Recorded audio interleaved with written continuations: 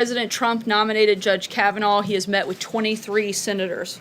Unfortunately, all of them are Republicans. That's because Senator Schumer is encouraging his members to not even meet with the judge. For members of the opposing party to demand answers to questions and yet refuse to even meet with a qualified Supreme Court nominee is unprecedented. Senator Schumer should stop these political games and meet with Judge Kavanaugh. We welcome Senate Democrats who take their constitutional duty of advise and consent seriously. Judge Kavanaugh stands ready to meet with members of both parties. As you know, here in a few minutes, the President will be participating in an event, and we're excited to hold the 2018 Made in America Product Showcase here at the White House. The President is committed to policies that ensure more products are made in America. Today we will see items like snowboards made by Never Summer Industries in Colorado, campers made by the Newmore Corporation in Indiana, an F-150 truck made by the Ford Motor Company in Michigan, and baseball bats made by BWP Bats in Pennsylvania.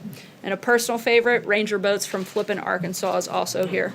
The President celebrates every state's effort and commitment to American-made products, and he is honored to have these companies here today. And we look forward to having you all join us at that event here shortly. And with that, we'll hurry and jump into questions. Kevin. Sarah, thanks. Is the President considering the Republican House intel request to declassify key sections of the records with respect to that FISA document release? And will he do that declassification before the House goes into recess at the end? The President has purposefully remained uninvolved in this process. He said repeatedly that he wants the Department of Justice to be fully transparent with these requests from Congress, and he's going to continue at this point to remain uninvolved. However, he sees more and more every single day that this is proving further and further to be a total witch hunt, particularly because it was based on a false and unverified and discredited dossier. Steve? Yeah. Sir, we saw the President's tweet on Iran last night. What prompted him to use such strong language on them? The President's been, I think, pretty strong since day one in his language towards Iran. He was responding to comments made from them, and he's going to continue to focus on the safety and security of American people. What would it take to have direct negotiations between the President and President Rouhani? I'm not going to get into specifics and certainly not negotiate with the press. That would be a determination that the President would make on what that looks like. But the ultimate goal and the focus of the President is making sure that we keep nuclear weapons out of their hands and that we focus on the protection of Americans. Sarah, the President tweeted yesterday that Russia's election interference was all a big hoax. Those are the words he used. But last week he said he had full faith in the U.S. intelligence agencies. So does he believe the interference was a big hoax, or does he have faith in the intelligence agencies that have concluded definitively the other way, that Russia did, in fact? As the President has said many times and stated over and over again, as have I, as a number of other administration officials, we maintain that Russia interfered in the elections. The President, however, very much so, and has repeatedly, as again have the rest of us, that his campaign colluding in that process is a total hoax, and we still hold strong to that. The tweet suggested overall that it was a hoax, though. The President is referencing the collusion component. Once again, the President has faith in the intelligence that suggests and maintain that Russia was involved in the elections. However, it's also important that same information concludes that it had no impact on the election, and that the President, again, would like to repeat that there was no collusion. John? Thank you, Sarah. Sort of following up on that question, the President has very forcefully spoken out against Iran. He's very forcefully spoken out against North Korea. He has said that he will forcefully speak out against any threat to the United States. Russian election interference is a threat to our democracy. Why will he not forcefully denounce that? The President has been incredibly tough on Russia.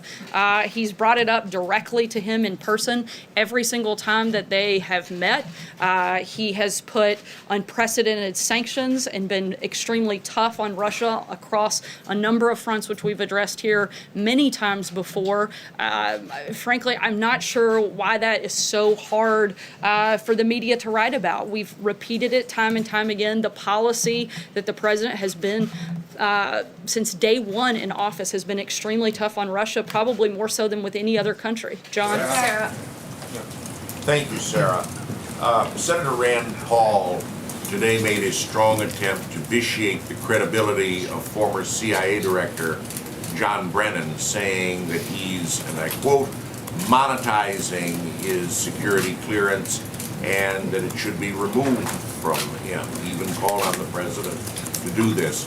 Will the president consider Senator Paul's suggestion and call for the removal of former Director Brennan's security clearance? Not only is the president looking to take away Brennan's security clearance, he's also looking into the clearances of Comey, Clapper, Hayden, Rice, and McCabe. The president is exploring the mechanisms to remove security clearance because they've politicized and in some cases monetized their public service and security clearances. Making baseless accusations of improper contact with Russia or being influenced by Russia against the president is extremely inappropriate, and the fact that people with security clearances are making these baseless charges provides inappropriate legitimacy to accusations with zero evidence.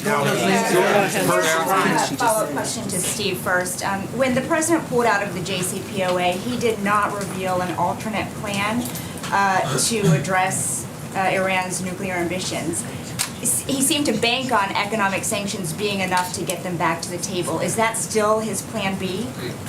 Look, as we have said, the president's #1 goal is to make sure Iran doesn't get a nuclear weapon.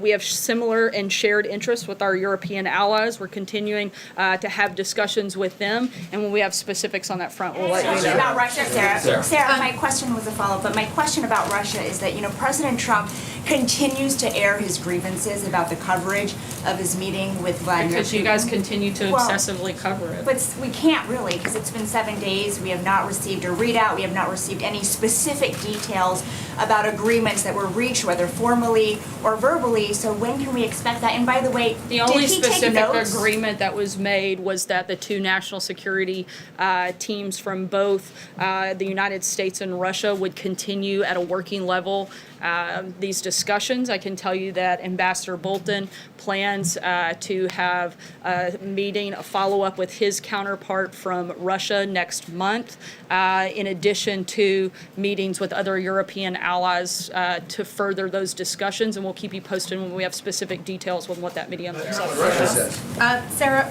so does President Trump plan on ordering to move any carriers or additional military resources to the region should Iran continue to pose the threat that he alluded to in his tweet? And I also have a follow-up. I don't have any specific announcements on that at this Just point. a follow-up then, Secretary of State Pompeo yesterday talked a lot about corruption and human rights abuses in Iran. Why is he zeroing in, why is the administration zeroing in on Iran when a number of other states are guilty of the same transgressions, including Russia, which we are now warming up to? Again, we've had tough conversations with Russia. We've been tough on them with our policy. As I stated this morning, we can be tough on more than one country at a time, and that's exactly what we're doing. Sarah. Thanks, Sarah. Could you explain a little bit of the threshold that the president has for taking away former official security clearance? Is it his position then that any former Obama administration official who holds clearance and just make political statements about him should have their clearance revoked? Or is it just limited to the names right now that you read? As of right now, we are exploring the mechanism on those specific names. I'll keep you posted when there's further details. John? Thanks a lot, Sarah. The language the president used in the tweet that he sent out last night was very similar to the language he used last August in New Jersey when he spoke of fire and fury being rained down on North Korea. And of course that led to a one-on-one meeting the president ultimately had with Kim Jong-un.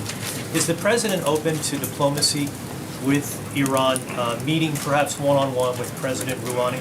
I'm not going to negotiate what the specifics that the president or the administration will be looking at. Again, our goal is to stop Iran from nuclear weapons, and we'll keep you posted as we move through that process. I asked about your statement regarding Judge Kavanaugh that you made at the very top. There's one Republican senator who says he's undecided. Well, there's a few that say there's undecided, but Rand Paul in particular says I'm honestly undecided.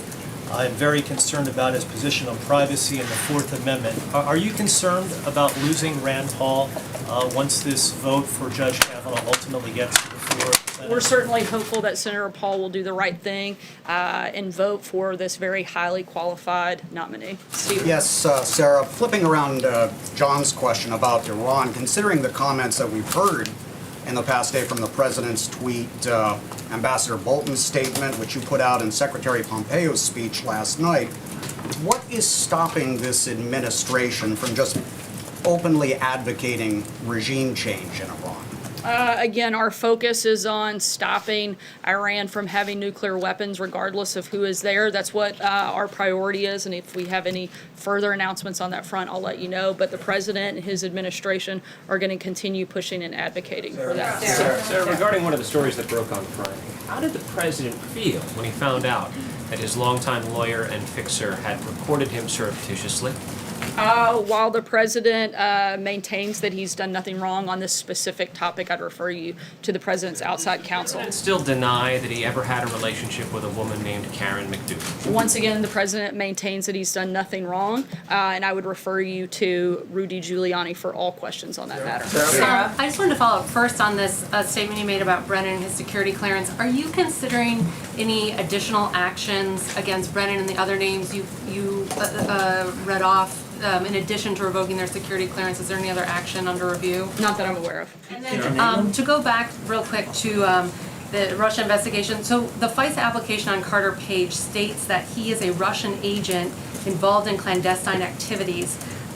Given that the president continues to say there was no collusion between his campaign and Russia, is he concerned, or does he not believe the intelligence community's assessment that Carter Page was a Russian agent? Again, I think that we've spoken extensively what our position is on this, and we have no changes to that. So the president is threatening to punish Brennan and Comey and Clapper for saying things about him that he doesn't like. Is that presidential? The president is exploring these mechanisms to remove security clearance because they've politicized and in some cases actually monetized their public service and their security clearances, and making baseless accusations of improper contact with Russia or being influenced by Russia against the president is extremely inappropriate.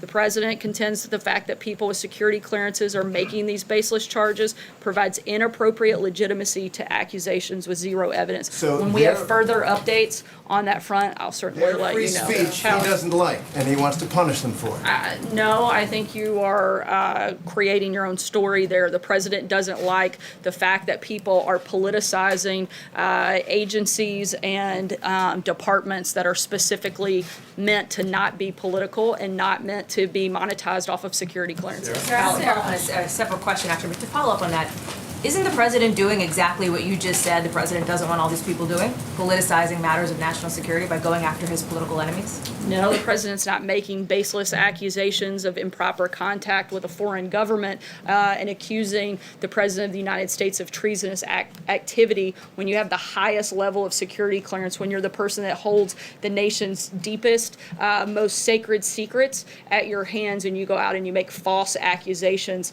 against the president of the United States. He thinks that is something to be very concerned with, and we're exploring what those options are and what that looks like. The other topic, Sarah, was actually on the message to... Sorry, I gotta keep moving just because we're running out of time. Caitlin, Caitlin, go ahead. Message to Paul Sorry, Manafort, Hallie, does I he got have about one? 2 more questions left. Caitlin, go ahead.